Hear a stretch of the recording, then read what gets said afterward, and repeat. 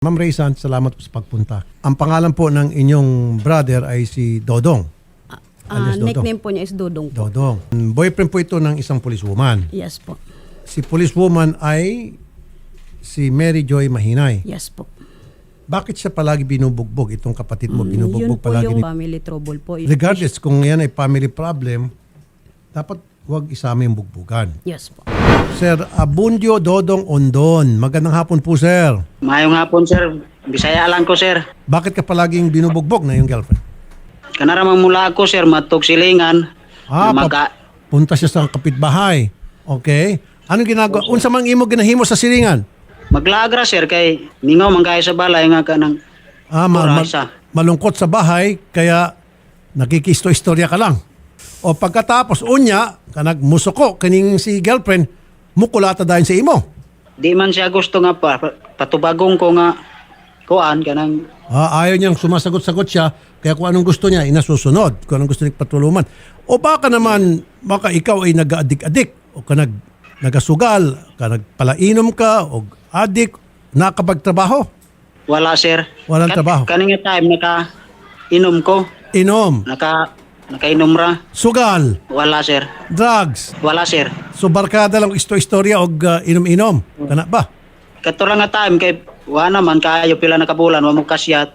Nagkuan ra ko mag-shot. Ilang buwan na raw siya walang shot. Pirmi ka ba ginakulata? Ka nag-adlaw-adlaw ba? Minuto-minuto, oras-oras ka pirmi kulatahin? O araw-araw ka ba? Minuto-minuto, oras-oras kinukulata? Dili, sir, kanarang masuko na siya kayo. Kanang init na kayo yung kuan. Dili ka nagasukol, hindi Wala. ka lumalaban. Di ko masukol, sir, kay bae man. Patrolman Mahinay, ma'am, Magandang hapon po. ang reklamo niya, palagi mo raw siyang binubugbog, nalulungkot siya sa bahay ninyo, pupunta siya sa kapitbahay para makipag-istorya, nagagalit ka, pag sumasagot-sagot siya, binubugbog mo siya.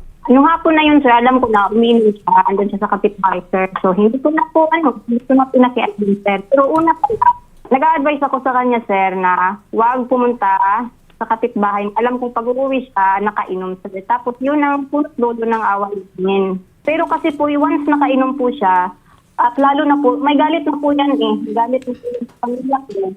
Kaya yan po, parang tumutulak sa kanya na iinom siya para lumabas yung hinanakit niya.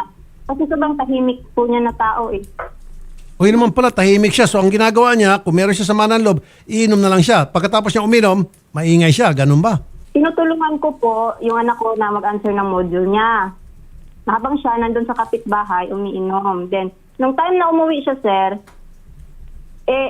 nagpupumersang pumasok dun sa kwarto. Alam naman niya talaga na ano yung loob ko once umiinom na siya.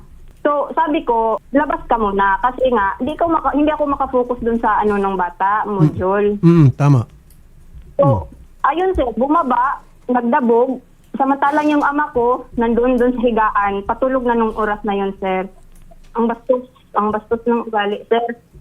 Doon nga, sir, lumabas siya. Nakaupo lang siya dun sa labas. Dami na niyang daldal. Pinapatasok dun sa ama ko. Ganito, ganyan. Tapos yung time na yon, sabi ko, hindi talaga ito matatapos. Kasi nakainom, hirap. Kaya nang ganyan, sir, tinako na yung bag ko. Nakalagay yung ko. May black eye si sir. Ano ba yun? Sinuntok mo sa kamay mo o hinampas mo ng matigas na bagay? Nung bumaba ako, ang point ko talaga is lumayo. Papunta ako dun sa park kasi doon ako nagpapalipas ng ano. Duguan pa Doon si na sir, lang oh. Dugo. Okay, sige po. Ganito ko nangyari. Nung paalis na ako, hindi pa ako nakalayo, bumalik ako. Ngayon, sila na nung ama ko ang nagsasagutan. Binabas ko yung ama ko. Nakikita na lang kayo sa tatay mo. Opo. Tama, bahay ng tatay mo yon. Okay. Binabastos niya na po yung ama ko, sir. Then nung time na yon, sa ganito, kamay lang yung hinahampas ko sa kanya, sir. Kamay. Yung plastic, yung caltex, yung puno, o yung sa motor, yun lang nahampas ko sa kanya. Kamay ang ginamit mo sa pangampas sa kanya.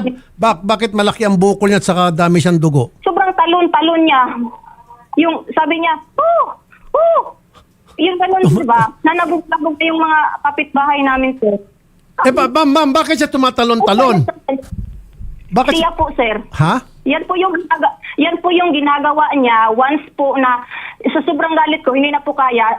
Talagang ginagamitan ko na siya ng ano. Kung ano talagang yung plastic mapulot ko, isinasapak ko talaga sa kanya para tumahimik siya. Pero yun po, kanang inaano ako niya ba? Tama na. Ayun po. Bakit siya tumatalon-talon? Ano pong sinisigaw niya ulit pag tumatalon? Ano sinasabi niya? Sabi niya nga, whoo! Whoo! Yung ganon yun, sir. Dinig yun ng mga kapitbahay. Bakit marami siyang dugo? May black eye.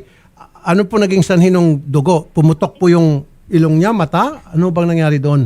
Ay, may- Dito sa gitna po ng ano niya, pagitan ng dalawa sa mata, bridge sir. ng ilong? Oo. Okay. Opo. Ano pong pinahampas niyo doon? Kamao mo o matigas na bagay? Matigas na bagay po, sir. Anong klase? Ashtray? Ano ba yon? Plastic? Lata ng biskwit? Wala. Anong pinahampas mo doon? Yung ano ko po talaga, sir, is yung armas ko po. Sa totoo lang po. Kasi po, ang ginagawa ko, nagtututok ako ng baril sa ulo ko. Ayaw na makinig eh. Ay, huwag niyong gawin yun, ma'am. Ayaw na makinig. So, ibig sabihin, ginamit yung armas niyo para pampukpok sa mukha nitong si kuya, si boyfriend. Ayaw na talaga ayaw niya madala doon sa ako na nagtututok ng baril sa sarili ko, sir. Kaya ayun. Yun talaga, hindi ko na napigilan. Attorney Garrett, Yes po, Senator. ito yung sinasabi ko noon pa, di ba, meron tayong batas na violence against women and children. Paano naman itong mga Totoo po. kalalakihan, mga mister o boyfriend na binubugbog ng Yes. kanilang mga partners? Sa ganitong pagkakataon po kasi ang maaari lang po na recourse ng isang lalaki na na sinaktan ng kanyang partner is physical injuries po under our revised penal code. Hindi po tulad ng VAUSI na may separate crime po talaga para mas madali pong makasuhan at mas madali po dalhin sa korte, no? Nasa disadvantage po ang lalaki. Sir Dodong, Oh, sir. batugan ka man daw kay wala kag trabaho o pirmi ka mag-inom. O pag mag-inom mo, lukso-lukso ka. O, huy. Di, unsa naman na hitabo. Nga naman dili ka mukuha og trabaho. Di ka magtrabaho para makatabang ka ba sa mga gastusin sa balay. Ako may nagyaya sa among anak, sir. Ikaw ang ikaw nag-aalaga. Oh, sir. Okay. Pero ayaw na pag-inom. Pirmi ka lang daw mag-inom. Di man maayo na. Katara mga time, sir, nga dugay-dugay na gud, pero katara na time na kuanan. Patruluman, buntis po kayo ngayon. Po, sir, opo. Oh, ayaw pagtagayog problema ka nag-misis nimo, ka nag-girlfriend nimo kay buntis pala karon. Oh, delikado na kung buntis kinahanglan, dili mo taganog stress. No, sir. Pero nga ako lang, sir, po. Ug mag-away mi, di po siya mugamit og mga dahas. Tama nga naman, I agree. Nga gusto lang. Istorya lang, istorya. Istorya lang. Akong gusto, istorya lang away, way gamitay nga mga unsa diha, mapunit unsa diha, mabunal unsa tubo. Magbunal, magpalo daw. Patrol mo, Mary Joy. May punto nga naman po talaga si Sir. Kung meron man siyang kasalanan, edi palayasin mo muna hanggang sa lumamig yung ulo mo. Huwag kang gumamit ng dahas. Yun ang sinasabi niya. Istorya lang kayong dalawa. Kung ano yung problema, pag-usapan nyo. Pag hindi na siya lasing, saka kayong mag-usap. O dili kayo, huwag mong bigyan ng pera para hindi siya wala siyang pambili ng alak. Sa tinuod lang, sir. Wag yun ay kwarta giatag sa kuha, sir. Wala, asa mang ang gikan ng imong kwarta pang... Na may naginom sa silingan, sir. Ako nagduol ko kay usyatra ko.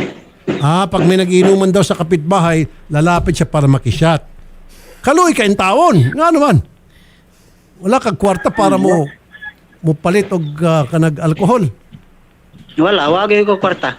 Wala, God. Di ka ginatagaan ng kwarta ni patroluman. Hindi ka binibigyan ng pera ng patroluman. Dili, masuko na siya ug magkuha ko katidat sa gatos. Patroluman, siguro isang dahilan kung bakit siya mainit ang ulo kasi nag-aalaga siya ng baby niyo, hindi rin siya binibigyan ng allowance. Sabi nila nga, malaki yung sahod namin. Pero ako po ngayon, sir, yung utang ko, umabot na ng 600,000. Sana punta 600,000 kay Mr. Kay boyfriend? Yung naprenda na ano po namin, ng ama ko po, dati pa po yun. Nasanla ng tatay mo. Ano yung nasanla? Opo, bao-bao ngayon, sir. Tapos, dagdag doon sa doon sa yung niyog na rason kung bakit ako, yung compliance ko po, sir, yun po yung nagamit ko. Oo nga, ma'am. Naprenda Pero ko yung pagsasanla mo, yung financial problem situation mo, walang kinalaman doon si Dodong. Buti sana kung napunta sa kanya lahat ng pera na pinagsanlaan. Hindi naman, di ba? Kasi hindi mo na siya binibigyan ni Singkong Duling. Kaya nga nakishot-shot naman siya sa kapitbahay. Dapat bigyan mo siya allowance. Bilang kapalit din sa kanyang pag-aalaga ng bata. Kasi kung, ma'am, yung isang tao na hindi mo bigyan ng pera, masyadong degrading yung sarili, wala na siyang trabaho, tag-aalaga ng bata, paminsan-minsan siguro, bigyan mo ng pera. Yun nga lang, huwag ibili ng alak. Pero ma'am, ba't di mo na pagtrabahuin itong si Sir? Isa po yung active na Kapgo, sir, Kapgo. At yes po, sir. At ngayon po, pinapatawag na po yan sa batalyon para malaman niya po. Kasi kontak ako ng kontak, hindi ko makontak. Nagka-settle naman po kami niyan, sir. Iiwan ko ngayon. Parang binabaliktad na ako, sir. Kasi nga po ma'am, kahit pa sabihin natin lasinggero ito Mr. Ninyo o umalis at nangangpit bahay para makipagmarites o makipag-istorya, hindi pa rin po sapat na dahilan yun para siya po'y saktan ninyo, bugbugin. Ayan po, klarong-klaro, may picture tayo, nasugatan siya, may black eye, laki ng black eye niya. Hindi po ginagawa yun. Kasalanan ko po. Oo, may anak po ba kayo? Meron po. Yung inalaga niya, anak niyo po yon. Yes po. Tapos ngayon, yung pinagbubuntis mo nga, anak din niya yan. Anak din po niya. Alam niya yan, sir. Yung pala Dodong, magpakabait ka na rin. Pareho kayo dapat magpakabait dito. Ngayon, ang tanong, anong gusto mong mangyari, Dodong? Mag-file ka o kaso? Mutabang me.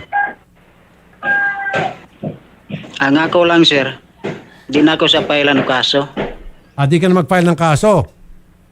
Ang ako lang Unsa man ang Di imong na plano? niya. Unsa ang imong plano? di na niya utrohon nga praminti ko niya pasakitan. Hindi na ulitin. Mora na akong gusto sa iyaha unta nga kuan para Patrolwoman, kayo hindi na raw siya magsampa ng kaso. Wag mo na lang daw ulitin. Sir, hindi po kami makasiguro po doon lalo na't may banta po siya, natadta rin po niya yung kapatid ko at isa ko po. Ay, nako. Kaya po sinisecure po namin yung safety po ng buhay ng kapatid ko po. Kaya gano'n na lang po kami po sa kapatid ko po na ilapit po dito sa inyo po kasi kagaya ngayon magkabati po sila, balang araw po magkaroon po sila ng away. Kung matuluyan na po yung kapatid ko po. Yun. Yun po yung kasi gumagamit po siya sa dahas po. Yun po yung pinaka po Certified namin kasi na. may ebidensya naman po tayo. May history na itong si Patrolwoman. Siguro kung ako po, maghiwalay muna sila. Gusto niya bang kunin namin siya? Dali namin dito and then pwede siya magsampa ng kaso? Yes po. Kung hanggat maaari po. Sunduin namin siya? Yes po. Okay. Sir Dodong, kung sa man ang imong plano, muadto kami din ha para dalhin ka dire sa Manila. wala po yung makabantay sa among anak, sir. Yung anak mo dong, kaya yan dong ang anak mo dong. Tulungan mo sarili mo dong. Huwag kang magpakalunod sa pagmamahal mo dong. Tulungan, maawa ka dong. Nagkanda binat na ako dong. Makarating lang dito, mahingian ka lang ng tulong. Maawa ka sa sarili mo dong. Maawa ka rin sa akin. Tinood na nanay, pero gusto Dong. magkayabihan ako nga. Hindi ko sinabi Ako na... magkugugma. Oo, nahandyan na nga malaki tayong pagmamahal sa pamilya natin. Pero utang na loob pakiusap dong.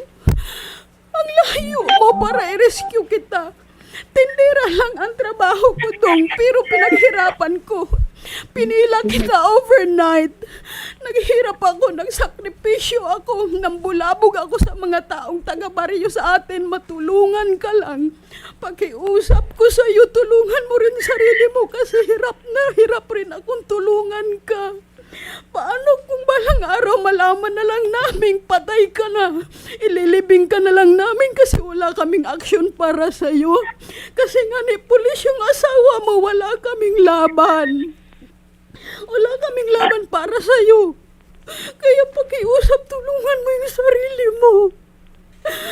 Yun lang yung tamang magagawa namin para sa'yo. Kahit ito lang, magkaroon man lang kayo ng agreement kasi buhay mo yung nakataya dong. Lagi kang tinututukan ng baril. Tinutubo ka na ng asawa mo. Nahando na yung family trouble pero sana naman, wag naman sanang gumamit ng baril, dahas or kung ano pa man na pwedeng makapatay. Si Patrolwoman, tinututukan niya ng baril ang kanyang sarili pag sobrang Hindi po, ito yung na siya. kapatid ko po ang tinutukan niya ng baril po. Ganon? Dong, tinututukan ka ba ng baril ni Patrolwoman? Tinood man na, sir. Totoo daw. Kaya na Dong, mismo? i-rescue ka ni Sir Rapi Tulpo, Dong. Pakiusap kung yung anak mo lang yung pinoproblema mo, Dong. Nahan dito ako, Dong. Joy, Dong. dako kukog mo sa imo. Malaking pagmamahal ko sa'yo, sabi niya. Unsa may plano nimo? Nagdepende gyapon na sa imuha og bakit ka. Kay dahon kung nagingon sa imuha, duha ra pilihan ha. Mas mahimo, mas ako pa kung mamatay. Kay kusgan ka. Mas kusgan ka. Mas kuskan nga siya pero di man siya nagasukol, ma'am. Mas malakas nga siya sa'yo kaso hindi naman siya lumalaban. Yun nga sir, siya na nga mismo kumukuha doon sa armas ko sa bag sir. Yun lang ang alam lang lahat. Dong, sabihin mo yung totoo, Dong. Kailangan mo siguro ng anger management po, patrolwoman, anger management. Mainitin ang ulo po ninyo. Patrolwoman, maghiwalay kayong dalawa muna. Kahit tuluyan po, sir. Tuluyan na lang. Magpapabayad ko din, sir. Bayaran ko para sa ano ng isip ko, sir. Linaw ng isip ko at linaw ng isip niya, sir. Patanggal sa trabaho, yun man ang gusto niya, sir. The time na nag-aaway kami. So, natupad na, sir. Ito na siguro yun, sir. Okay. Patanggal. Sir, hindi niya gusto maghiwalay kami, sir. Yun lang, no. Hindi niya gusto maghiwalay kami. Gusto lang niya ipatanggal ako sa trabaho. Hindi ko naman lang niya binubugbog, sir. Ako, sir, ako ang gumigising ng maaga, sir. Yan, gigising lang yan. Pag, ano na may agahan na, may pananghalian para. Pag, ano mo talaga, na gabi na talaga ako nakakauwi. Diyan na ako nag-ano sa'yo nga. Anong maluto dyan? O, yan, nalutuin. Ma'am, batugan to mister mo. Okay? Tapos, nangangampit bahay, nagsya-shot-shot, etc. Dapat, yung sa ganong sitwasyon, nag-uusap kayo. Di ba? Huwag niyo po idaan sa dahas. Yung sinasabi niya kanina eh. Huwag mo siyang saktan. Ngayon, kung sawang-sawa ka na sa kanyang pagiging batugan at wala siyang pakinabang sa tingin ninyo, hiwalayan mo siya. Ayan tuloy, pwede kang makasuhan dito ba? Pwede kang matanggal sa serbisyo kasi ginamit mo pala yung baril mo sa panunutok. Pwede kitang pa sa armahan. Pwede kitang pa sibak sa pwesto. Marami kaming pwedeng gawin dahil sa ginawa mo. Naawa ako kasi buntis ka, ma'am. Naawa ako sa'yo dahil buntis ka. Pero meron din tayong batas. Na paano naman itong biktima? Kawawa din. Opo, sir. Chairman Rosel Silagan. Magandang hapon po, Chairman. Magandang hapon po, Senator. Alam niyo na po siguro ito nangyari sa magkasintahan. Anong inyong pong opinion? Naghingi siya ng tulong sa amin ng Sunday kasi nag-aaway lang mag-asawa. Ang akin lang dyan, Senatores, di ko ma-blame yung asawa kasi siya ang breadwinner. Ang dami niyang gibuhi sa pamilya. Pati may kapatid siya na mentally retarded. Okay. Siya pag yung nagbuhi na Senator. Tapos, tira si Dodong, wala may trabaho na. Palahubog, sugarol. Kaya na, yung siya di sugarol. Manaugal na sa manok. Sugarol. Sugarol na siya. Akala ko palainom lang, sugarol pa. Dili Pasti lang, Ginoo. Muna ako, pabor ko sa babae. Kung mas maayo, magbuwag na sila. Yun na lang. Kapgo na siya. I don't know, anong dahilan kung bakit palaya sa kapgo. Tapos, yung babae ang nagtatrabaho palagi. Yung babae, sir, yung si patrolman, close-in bodyguard yan ni Mayor.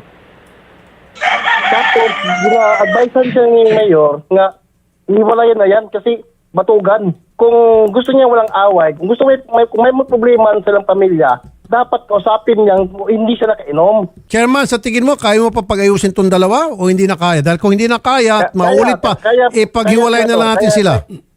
Kaya ko po yung ayusin sa dalawa. Pupunta po ka dyan sa Agusan del Sur. Subukan po namin, darating kami dyan. Iharap po namin siya sa inyo. At siguro, tapos after that, ipa-anger management natin tong si Patuluman. Ipa-seminar silang dalawa, intervention, etc. Baka pwede pa maagapan. Depende kung gusto ni Sir, ni Dodong. Kung ayaw ni Dodong, the least we can do now is ilayo na siya at dalhin siya sa Maynila para hindi na masundan yung pananakit. Unless kung gusto niya magsampa ng kaso, tutulungan din namin siya makapagsampa ng kaso. Opo, Senator. So ngayon, sige, darating kami dyan. Wag muna kayo magkita. Hintayin nyo kami. 2 days lang naman. Darating kami dyan. Okay, ma'am? Yes. Samahan ka namin. Dito ka muna. I-hotel ka namin. Tapos sabay na tayo ng reporter. Kami nang bahala sa tirahan mo. Pero paano pa uwi, pabalik yung papunta mo rito, gagastusan ka namin. Okay? Anyway, sige po, punta tayo doon sa probinsya niyo.